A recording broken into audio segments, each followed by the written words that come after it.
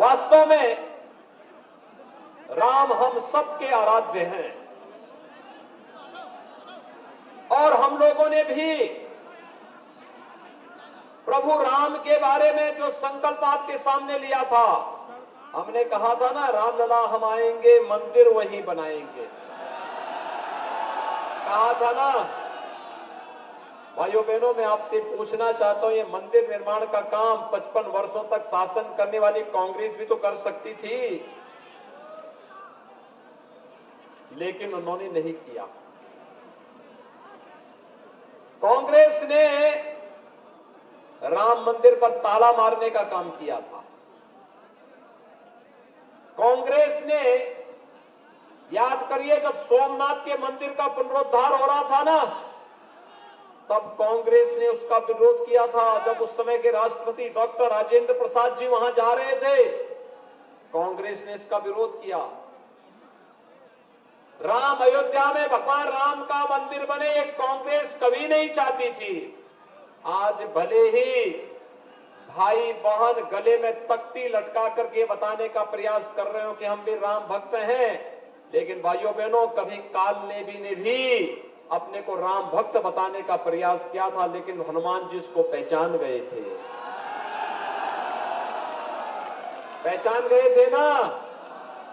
तो जो भूल हनुमान जी ने नहीं की, वो भूल आप भी नहीं करेंगे ना। और दूसरा, समाजवादी पार्टी के लोग भी अब कहते हैं कि हम भी राम मंदिर बना देंगे। क्या उम्मीद करते हैं क्या समाजवादी पार्टी से? राम भक्तों पर गोली चलाने वाले, जिनके हाथ राम भक्तों के खून से सने हुए हो, क्या वे राम मंदिर का निर्माण करते? मोहन जी को तो फुर्सत ही नहीं है, वो इतनी व्यस्त रहती है कि उनको फुर्सत ही नहीं इस दिशा में सोचने की। राम मंदिर का निर्माण अगर कोई कर रहा है तो वह Bharatiya Janata party double engine की सरकार का संकल्प है।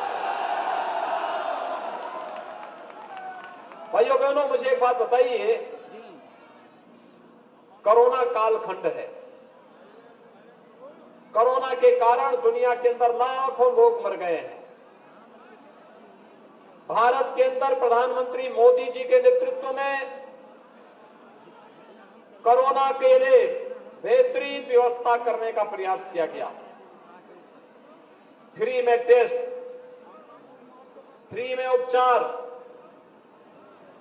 फ्री में वैक्सीन, सबको वैक्सीन। आप लोगों ने वैक्सीन ले लिया है?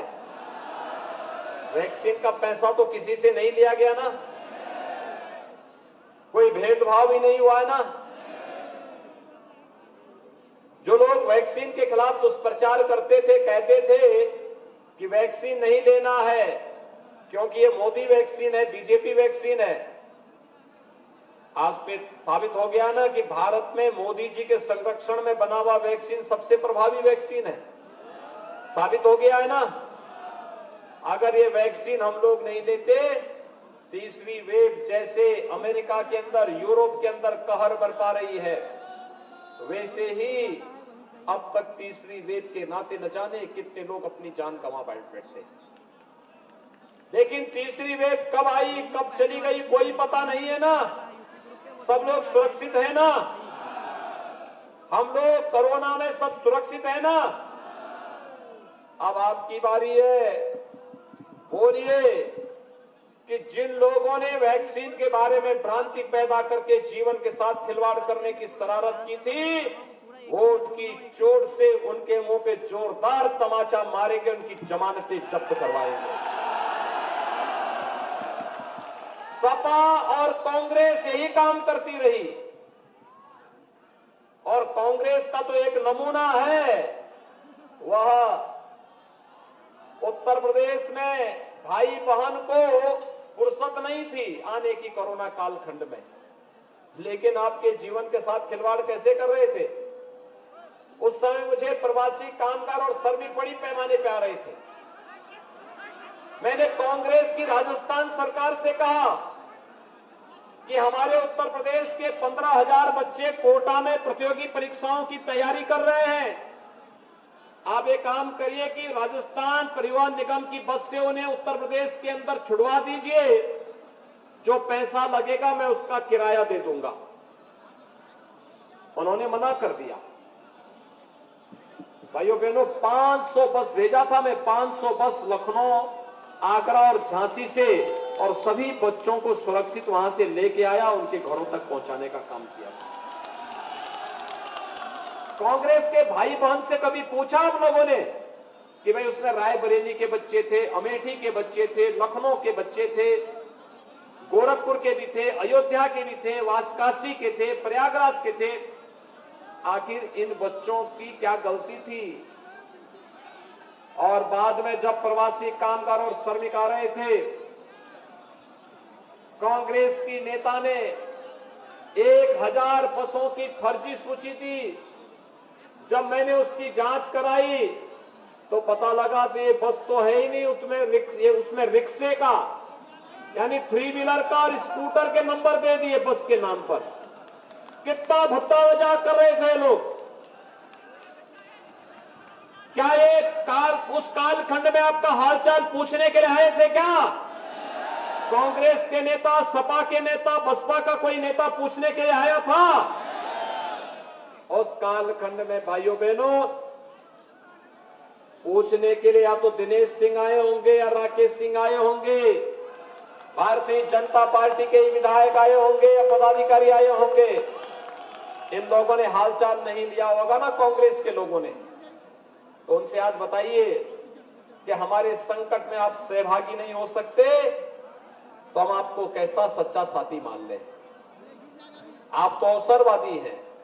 केरल में जाएंगे तो अमेठी और रायबरेली के लोगों को गाली देंगे, इटली में जाएंगे तो भारत के नागरिकों को गाली देंगे, और संसद में राहुल गांधी का वक्तव्य आपने पढ़ा होगा। कश्मीर के मुद्दे पर वो कहते हैं कश्मीर में धारा 370 को हटाने के या कश्मीर पर भारत सरकार की नीति का दुनिया के किसी देश ने विरोध नहीं किया। पाकिस्तान के अलावा सारे देशों ने भारत का समर्थन किया, लेकिन राहुल गांधी संसद में भारत सरकार की कश्मीर पर नीति का विरोध करते हैं। क्या राजनीति में ऐसे नमूनों का समर्थन किया जाना चाहिए क्या? भाइयों बहनों, कांग्रेस को भी, सपा को भी, बसपा को भी प्रदेश में शासन करने का अवसर प्राप्त हुआ, और भारतीय जनता पार्टी को भी। हमने तो फ्री वैक्सीन दी, सबको वैक्सीन दी। वैक्सीन देने में कोई भेदभाव हुआ है क्या? किसी का चेहरा, जाति, मत, मजहब देख करके हुआ है क्या? और डबल इंजन की सरकार है तो डबल डोज राशन का भी मिल रहा होगा ना? मिल रहा है कि नहीं मिल रहा है? उसमें दाल और तेल और नमक भी मिल रहा है कि नहीं मिल रहा है? 2017 के पहले भी मिलता था क्या? सपा बसपा कांग्रेस की सरकार में कभी मिला क्या? अच्छा बताइए, सपा की सरकार में तो बिजली की भी जाति और मजहब हुआ करता था, होता था ना? होली और दीपावली आएगी तो बिजली नहीं आएगी, ईद और मुहर्रम रहेगा तो बिजली जरूर रहेगी। यही होता था ना? यही होता था ना? आज तो कोई भेदभाव नहीं है ना? सबको बिजली, पर्याप्त बिजली, निर्बाध बिजली। बिजली में कोई भेदभाव नहीं है ना? राशन में भी कोई भेदभाव नहीं है ना? विकास कार्यों में भी कोई भेदभाव नहीं है ना? राम मंदिर का निर्माण क्या सपा बसपा कांग्रेस के लोग करवाते? आस्था का सम्मान हो या प्रदेश की 25 करोड़ जनता को सुरक्षा, गरीबों का कल्याण हो या विकास के बड़े बड़े प्रोजेक्ट को समयबद्ध ढंग से आगे बढ़ाने का कार्य, ये कौन कर रहा है? भारतीय जनता पार्टी की डबल इंजन की सरकार। कौन कर रहा है? भारतीय जनता पार्टी की डबल इंजन की सरकार। डबल इंजन का मतलब आप जानते हैं ना, केंद्र में मोदी जी और प्रदेश में, जब दोनों एक साथ चलते हैं तो बुलेट ट्रेन की स्पीड से विकास बढ़ता है। आपको बुलेट ट्रेन चाहिए या पंचर वाली साइकिल? बुलेट ट्रेन पर विश्वास करते हैं ना, तो ये भारतीय जनता पार्टी वही डबल इंजन की बुलेट ट्रेन के रूप में काम कर रही है। स्पीड बढ़ाएगी सबकी। गरीबों के लिए अकेले रायबरेली जनपद में, भाइयों बहनों, आप देखेंगे कि अकेले रायबरेली जनपद में 81,700 किसानों का कर्ज माफ हुआ और 3,60,000 किसानों को प्रधानमंत्री किसान सम्मान निधि में 6,000 रुपए सालाना मिल रहा है। 50,000 गरीबों को रायबरेली जनपद में अब तक एक आवास मिल गया है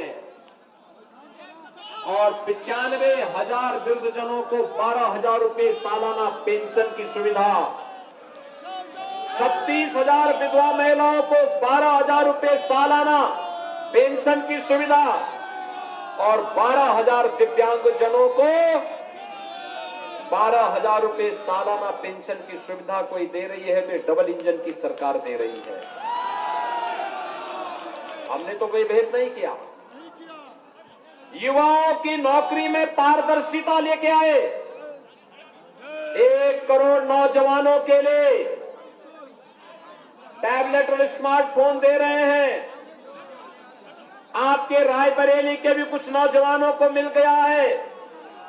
हर स्नातक BA, BSc, BCom, BTech, B nursing, pharmacy, ITI, polytechnic, engineering या मेडिकल की पढ़ाई करने वाला हर नौजवान रायबरेली का जो भी होगा उसको टैबलेट और स्मार्टफोन मिलेगा।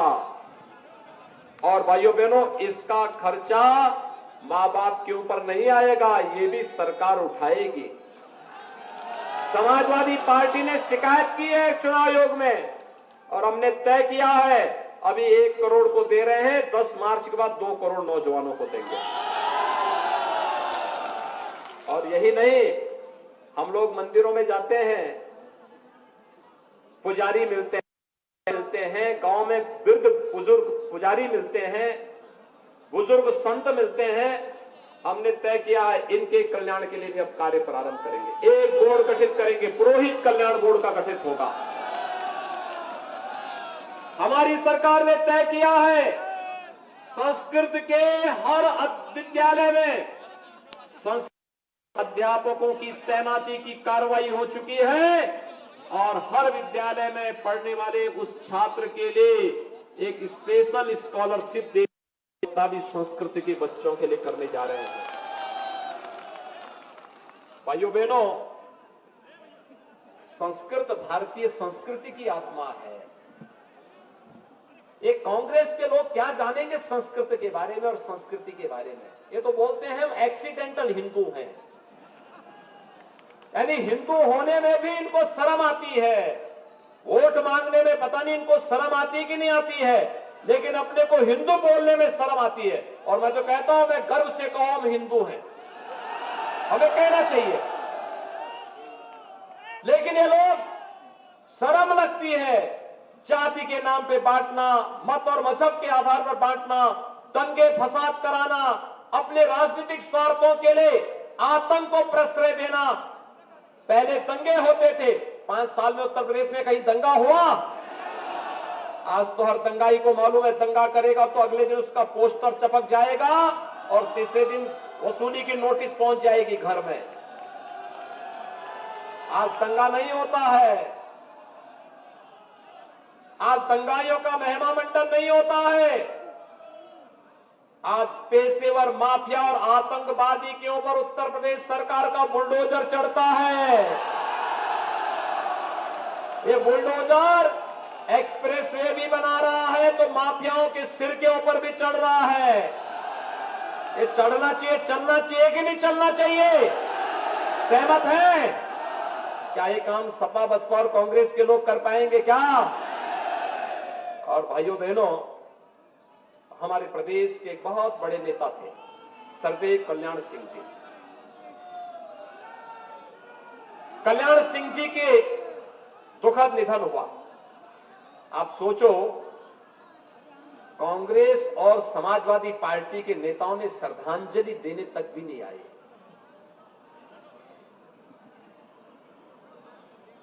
ये मान्यता है कि मृत्यु पर तो सारे भेदभाव भुला करके जाना चाहिए, अंतिम क्रिया में हर व्यक्ति को सहभागी बनना चाहिए। लेकिन भाइयों बहनों, कल्याण सिंह जी जिन्होंने राम मंदिर के लिए अपनी कुर्सी ठुकरा दी थी, इतने बड़े नेता थे, सपा और कांग्रेस के नेताओं ने क्या व्यवहार किया था। और हमारी सरकार ने, आपने देखा होगा, प्रधानमंत्री जी आए, मैं लगातार जब तक अंतिम संस्कार नहीं हो गया मैं पूरे कल्याण सिंह जी के परिवार के साथ था, खड़ा रहा पूरा, क्योंकि हमारे नेता थे।